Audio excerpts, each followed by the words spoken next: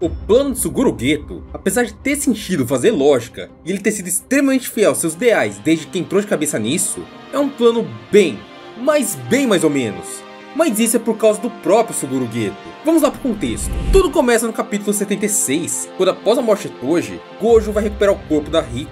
Ao se ver aplaudido no meio daquele monte de fiéis que não tinha nada a ver com o mundo Jujutsu, Satoru se vira para Geto e faz a seguinte pergunta. Abre aspas. Suguru, você quer matar todos eles?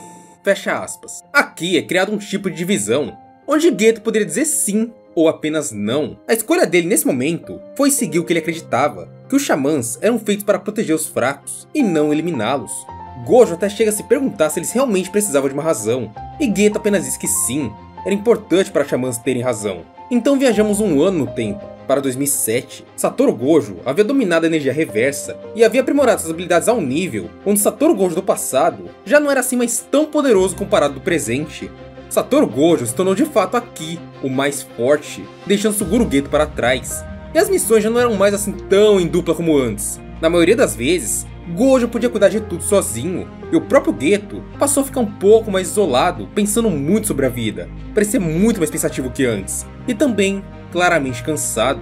E desde a missão da Riko, ele ainda estava naquele ciclo de exorcizar, consumir, exorcizar e consumir, descrevendo o gosto das maldições como o mesmo gosto que um pano que limpou o vômito. Na cabeça dele era um ciclo interminável, e as lembranças daquela missão sempre vinham à tona, fazendo ele se questionar sempre sobre seus ideais. Se questionava se todo aquele esforço, todo aquele risco, era simplesmente para agradar pessoas como aquelas que batiam palmas para a morte da receptáculo de plasma estelar. E o próprio Geto começou a perceber que seus ideais estavam mudando, que ele já não era mais o mesmo de um ano atrás, que as suas ideias, pensamentos e reflexões estavam tomando outro lado, outra via. E aos poucos, ele foi deixando de querer cumprir seus deveres que ele acreditava com o xamã.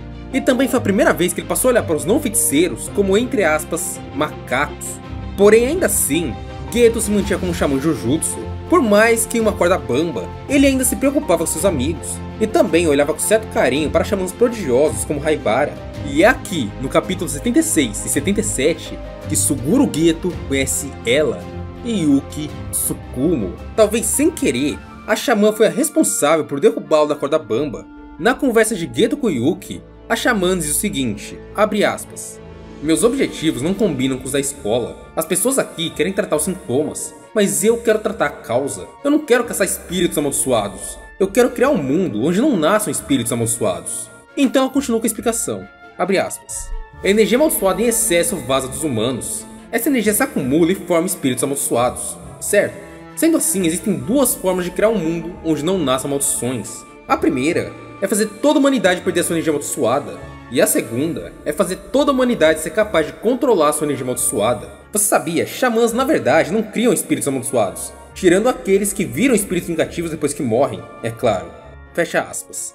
Yuki até chega a usar o Toji, a restrição celestial, como exemplos de humanos que não tinham energia amaldiçoada alguma. Se todos fossem como eles, não teríamos mais maldições. E o mesmo serve para xamãs na segunda opção. Se todos os humanos fossem xamãs, a energia amaldiçoada ia fluir e ser retida de forma interna. Ou seja, o vazamento de energia seria praticamente nulo, o que não daria chance para alguma maldição ser criada. E depois de tudo isso, depois de ouvir essa explicação toda, Geto cria uma terceira opção, algo bem macabro. Abre aspas. Então, apenas temos que matar todos os xamãs. Fecha aspas. É uma frase solta, talvez espontânea, algo bobo que ninguém levaria a sério. Mas Yuki Tsukumo fala que faz sentido, afinal os meios dariam no final desejado. E esse pensamento de Geto, na verdade, seria a forma mais simples de fazer todos virarem xamãs. Afinal, pela pura pressão de não xamãs estarem morrendo, os que tinham tendência a serem feiticeiros instintivamente virariam xamãs. E com o tempo, os não xamãs iriam acabar sumindo. Ao ser questionado se odeia os não xamãs, Geto pareceu confuso, como se os seus objetivos verdadeiros colidissem com seus ideais como feiticeiro, e ele parecia perdido. Mas é como a própria Yuki falou em uma de suas frases finais, abre aspas. Aquele que você se comprometer a ser de agora em diante, vai definir seus sentimentos verdadeiros. Fecha aspas. Depois disso, Haibara morreu. Ele e Nanami estavam em uma missão para exorcizar um espírito amaldiçoado de segundo grau, mas a missão estava na realidade muito acima do que eles eram capazes. E aí chegamos ao fatídico dia em que Geto vai na missão em uma província. Quando ele chega ao local, ele toma um susto. Os moradores haviam prendido duas crianças xamãs e haviam as agredido por causa das suas habilidades. Aquele cenário era completamente assustador para Geto, e foi ali que ele percebeu que os não-xamãs, se tivessem chance, também eliminariam xamãs.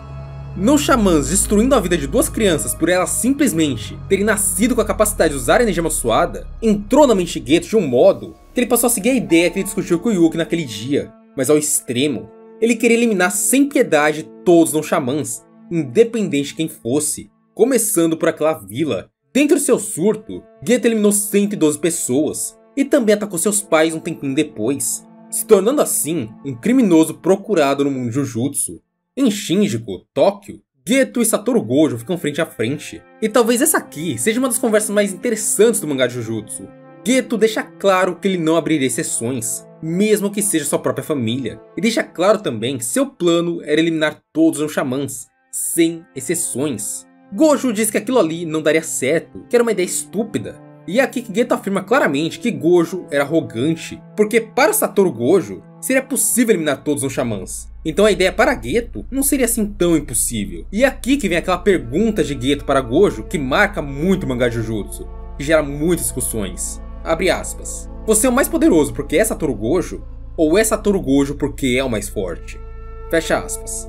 Geto deixa claro que se ele tivesse um poder igual ao de Gojo, seria totalmente possível seu plano se concretizar, já que para Gojo não era impossível. Tendo os poderes de Gojo, Geto poderia fazer o mesmo. Esse aqui, dali em diante, seria o seu significado de vida, matar todos os xamãs. E assim vamos lá para Jujutsu Kaisen Zero. Não parece, mas há um time skip bem grande de um momento para o outro, pulando de 2007 para 2016, cerca de 9 anos depois, onde finalmente Geto começou a pôr seu plano em ação. E primeiro ele começou a perseguir Yuta Okkotsu, depois de entender o nível do espírito amaldiçoado vingativo de classe especial, Riki Orimoto. E de acordo com o próprio Gojo em relação a Arika, ele teria que pôr a vida em risco para lutar com ela. E no próprio Jujutsu Kaisen Zero, vemos que Yuta, quando tira todos os limitadores da Arika, consegue lutar até mesmo contra os Uzumaki de Geto. E na colisão dos golpes, temos o equivalente a 4.462 exorcizamentos por parte de uma única maldição, Arika. E esse era o poder que Geto acreditava ser tão grande quanto o de Gojo, ao ponto de acreditar que se ele conseguisse Arika para ele poderia pôr seu plano em ação e o plano daria certo.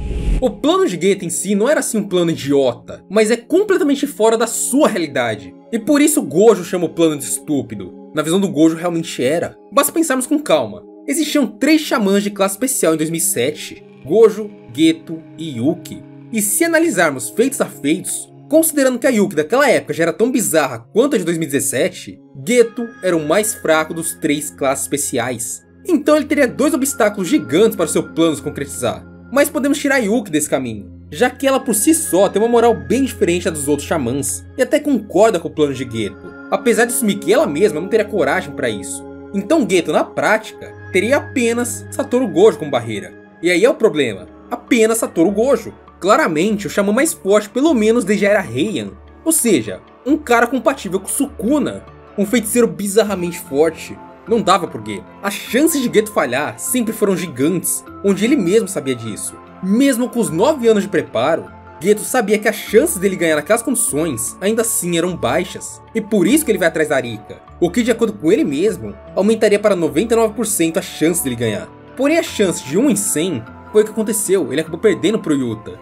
E aí que chega no plot twist, ou seja, em 2017, ao invés das barreiras diminuírem com ele encurtando a sua distância para o Gojo, a distância aumentou com o surgimento do Yuta. E no fim, o plano em si era bem fundamentado, inteligente, pensado de maneira estratégica, mas na mão de um feiticeiro que jamais conseguiria executá-lo. E se olharmos pela pergunta que ele fez ao Gojo, Satoru também poderia devolvê-la para o Geto. Você seria capaz se fosse Satoru Gojo? Ou você é incapaz por ser Suguru Geto?